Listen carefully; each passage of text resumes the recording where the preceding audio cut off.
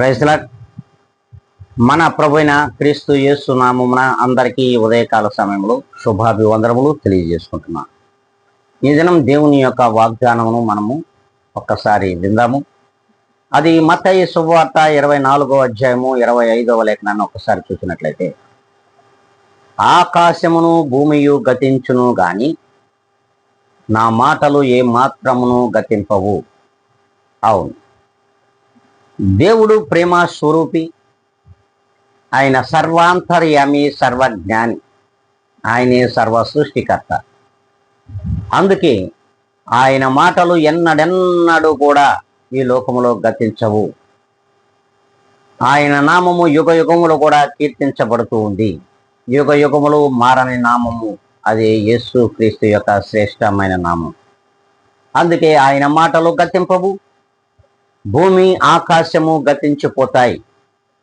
ఇది నిజం అని, ఇదే సత్యమని దేవుని వాక్యం సెలవిస్తూ ఉంది. మరి దేవుని మాటల కొరకు ఇప్పుడైనా సరే మనం వేగిరపడదాం. ఆయనను సమీపించుటకును, ఆయన గురి యొద్దకు పరిగెత్తుటకును మనము కృత నిశ్చయముగా ఉందాం అనుకుంటే ఒక్కసారిగా అందరము కూడా తల్ల ఉంచుకుందాం. ఈ ఉదయకాల సమయమున దేవుని వాగ్దానం చేత ఈ దినమంతా నడవాలని, మన జీవితాలు గడవాలని ప్రభు నామములో అందరం కూడా ప్రార్థిస్తాం.